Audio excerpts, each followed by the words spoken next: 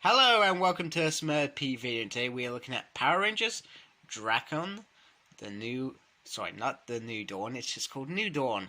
And off the bat, one thing I'm going to say, I'm quite gutted.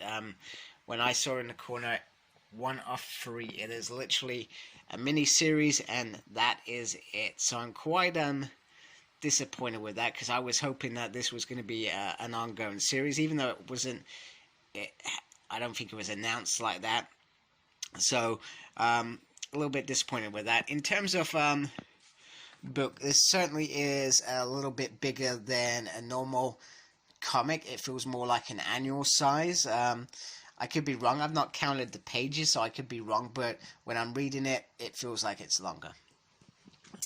And then we've got this lovely art of the Ranger Slayer in her new outfit on the throne, so you can imagine, cha-ching, we're going to get a lightning figure of that at some point, and we're going to snap it up because we want it.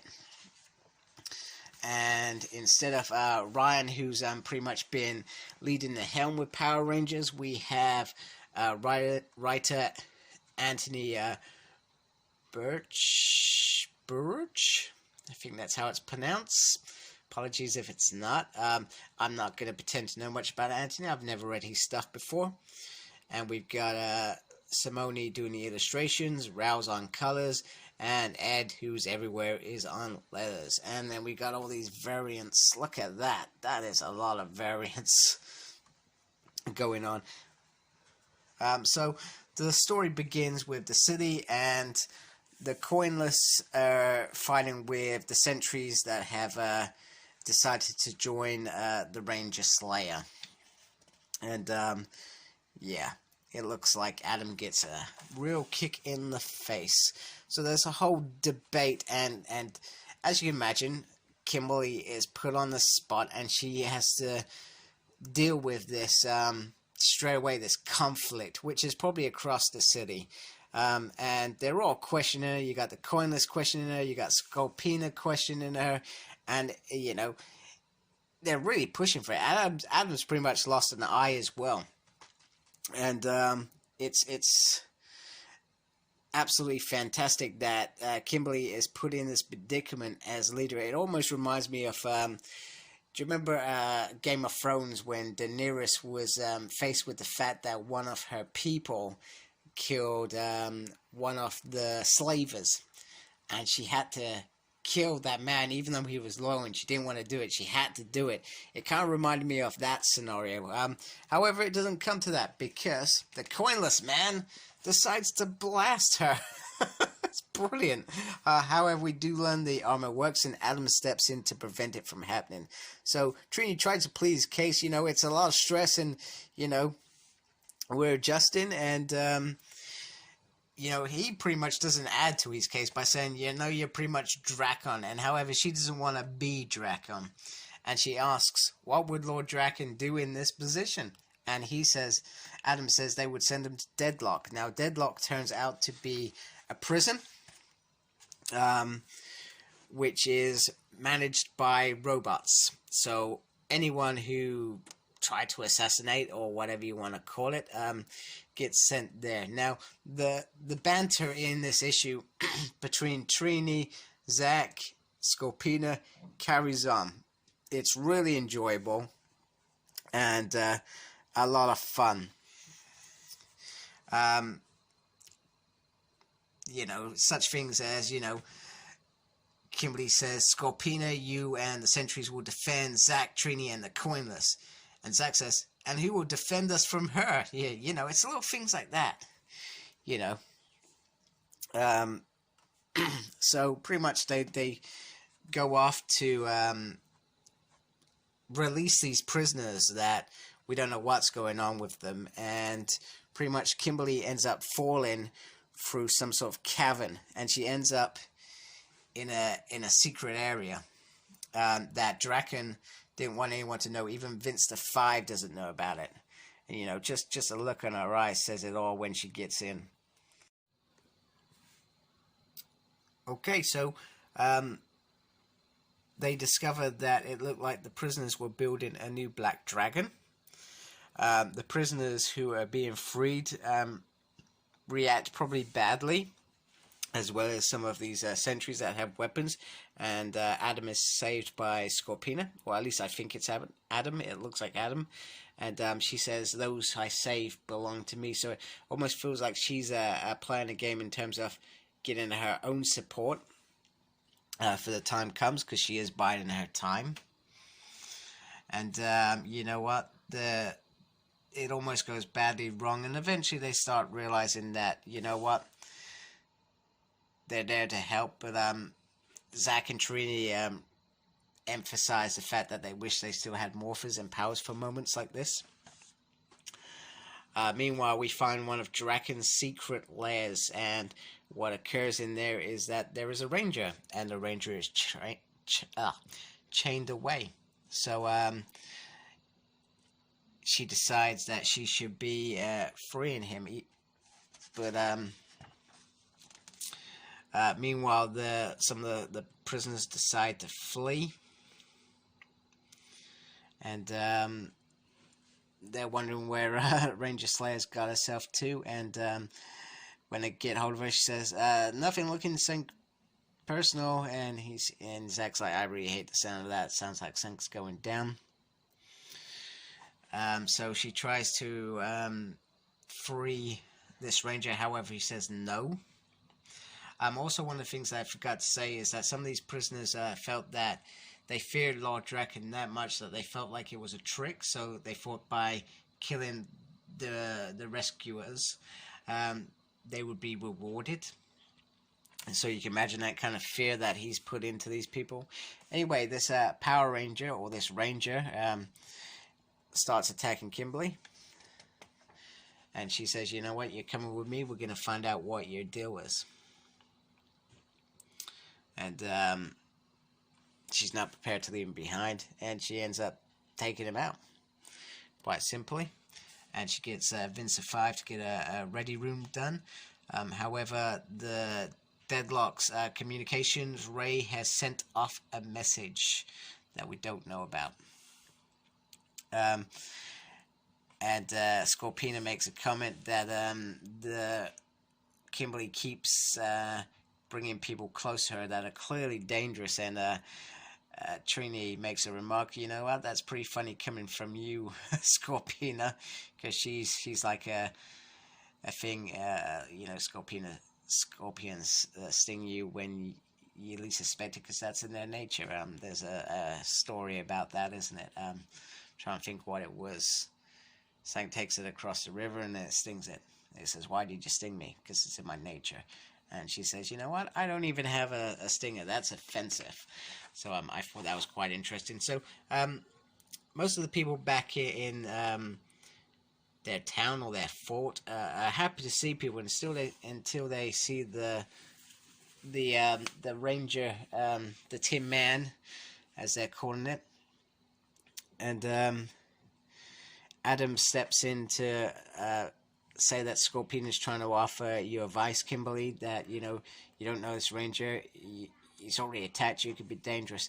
And she keeps calling him Aaron, which I find funny. You can only see them hooking up, which would be hilarious considering their that one episode where she tried to trick him, which I thought was ironic. So anyway, she's trying to talk to the man about who he is, etc. And she says, "Sorry, we haven't been able to get you out of your suit yet." However, the creature does remember something, and it's so we get to see a bit about Drakkon here, and he's talking to him. Now we still don't know anything about him, but he says, "You know what?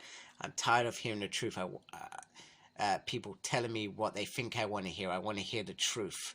And he thinks that he can do it. And the Tin Man tries to attack him, and you know, Drakkon's, you know, he thinks it's all funny, etc.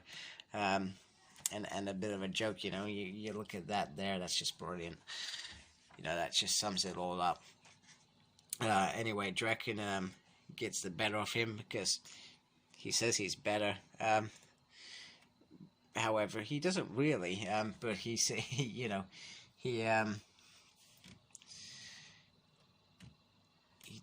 electrocutes him or whatever he does to him, which is quite straightforward. It's quite a nice little spread there as well. And pretty much he tells him his plan. I'm going to take over the multiverse, and you're going to watch it. And every time I'm victorious and hope goes from your visor, I'm going to come in and say, how would you stop me? Which is quite clever, really, because what he's trying to do is he's trying to see how a Power Ranger would react against such evil.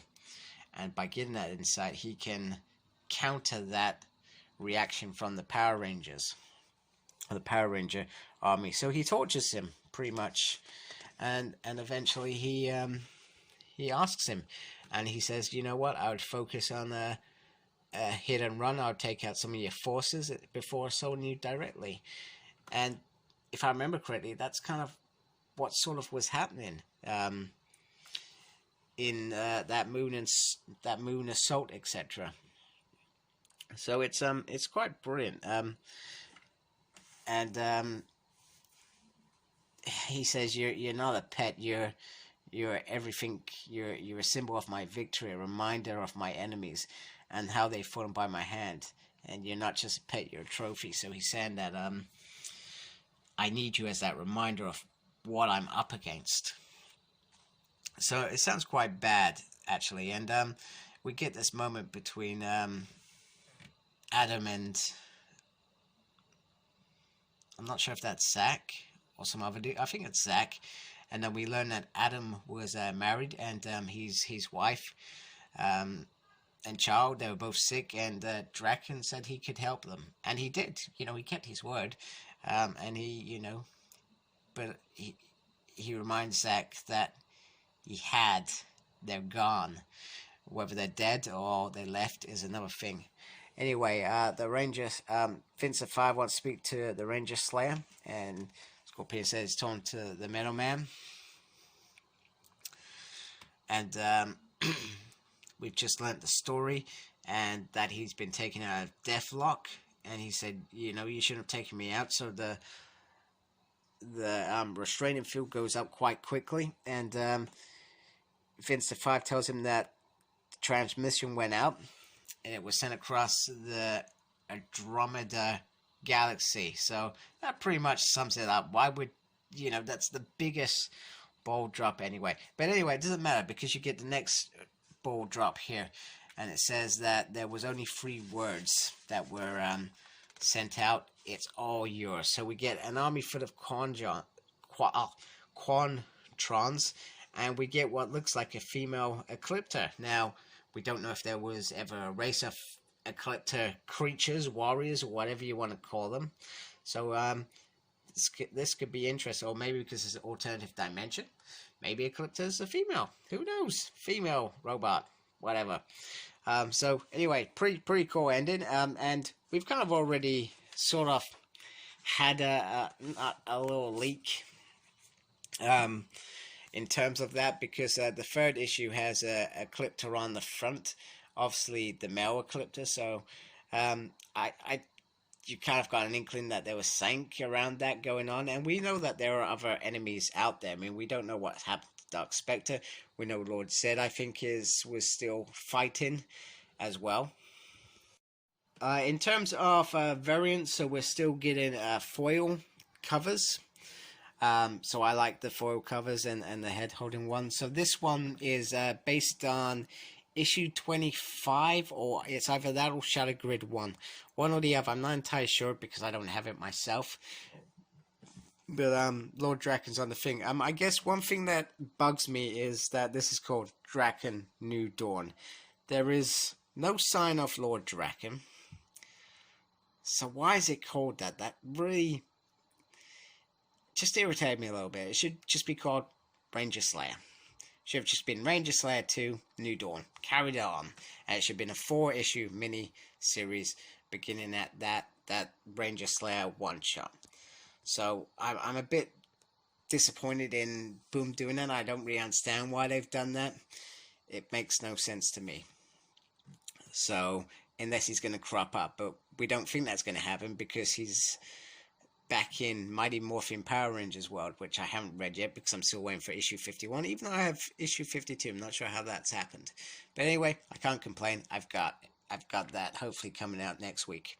So the other variant that I brought the black and white version. There's which is drawn by Dan Morrow, who's does a lot of the covers. He's a great artist. So I've got the black and white one because I've got the black and white Ranger Slayer one. So makes sense. I hope in number 2 there's a black and white version as well. So thank you for watching. Like, comment, subscribe. Follow me on Facebook. My page is SmurredP. Follow me on Twitter at SmurredP. And tweeting and stuff, I have no idea, but I'm there. And as always, embrace the geekiness. Take care. Goodbye.